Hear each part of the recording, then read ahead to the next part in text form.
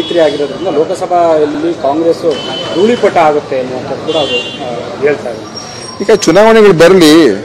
ಈಗ ಕುಮಾರಸ್ವಾಮಿ ಅವರಿಗೆ ಬಿಜೆಪಿ ಜೊತೆ ಸಖ್ಯ ಬೆಳೆಸ್ಕೊಂಡ ನಂತರ ಬಹಳ ದೊಡ್ಡ ಒಂದು ಏನೋ ಆತ್ಮವಿಶ್ವಾಸ ಬಂದ್ಬಿಟ್ಟಿದೆ.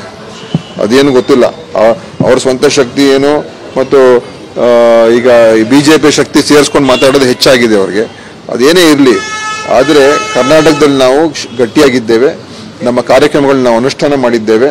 ನಮ್ಮ ಗ್ಯಾರಂಟಿಗಳು ಪ್ರತಿ ಮನೆಗೆ ಮುಟ್ಟಿದೆ. ಬಿಜೆಪಿ ಕಾರ್ಯಕರ್ತರ ಮನೆಗೂ ಕೂಡ ನಮ್ಮ ಗ್ಯಾರಂಟಿ ಮುಟ್ಟಿದೆ. JDS ಕಾರ್ಯಕರ್ತರ ಮನೆಗೂ ಕೂಡ ನಮ್ಮ ಗ್ಯಾರಂಟಿ ಮುಟ್ಟಿದೆ.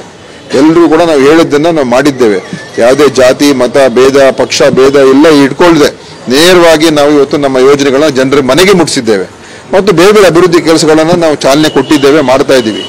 ಸೊ ಆ ರಾಜ್ಯವನ್ನ ಇವತ್ತು ಒಂದು ಒಳ್ಳೆ ಒಂದು ದೃಷ್ಟಿಕೋನ ಇಟ್ಕೊಂಡು ರಾಜ್ಯದಲ್ಲಿ ನಾವು ಇವತ್ತು ಆಡಳಿತ ಕೊಡ್ತಾ ಇದೀವಿ. ಪ್ರಾಮಾಣಿಕವಾಗಿ ಕೆಲಸ ಮಾಡ್ತಾ ಇದೀವಿ. ನಮ್ಮ ಸಚಿವರುಗಳು ಕೂಡ ಎಲ್ಲರೂ ಕೂಡ ಪ್ರಾಮಾಣಿಕವಾಗಿ ಕೆಲಸ ಮಾಡ್ತಾ ಇದ್ದಾರೆ. ಸರ್ಕಾರ ಮತ್ತು ಇದಕ್ಕಿಂತ ಹೆಚ್ಚು ಇನ್ನೇನು ಮಾಡೋಕ್ಕಾಗ್ತದೆ. ಸೊ ಅದಕ್ಕೋಸ್ಕರ ಜನ ಇವತ್ತು ನಮ್ಗೆ ಖಂಡಿತ ನನಗೆ ವಿಶ್ವಾಸ ಇದೆ. ಜನರು ನಾವು ಕಾಂಗ್ರೆಸ್ ಅವರು ಕರ್ನಾಟಕದಲ್ಲಿ ಒಳ್ಳೆ ಕೆಲಸ ಮಾಡಿದ್ದಾರೆ ಅಂತ ಖಂಡಿತವಾಗಿ ಅವರಿಗೆ ವಿಶ್ವಾಸದಿಂದ ನಮ್ಗೆ ಅಧಿಕ ಸೀಟ್ಗಳನ್ನ ಲೋಕಸಭೆಯಲ್ಲಿ ಗೆಲ್ತೀವಿ ಅಂತ ನನ್ನ ಕರ್ನಾಟಕದಲ್ಲಿ ನನ್ನ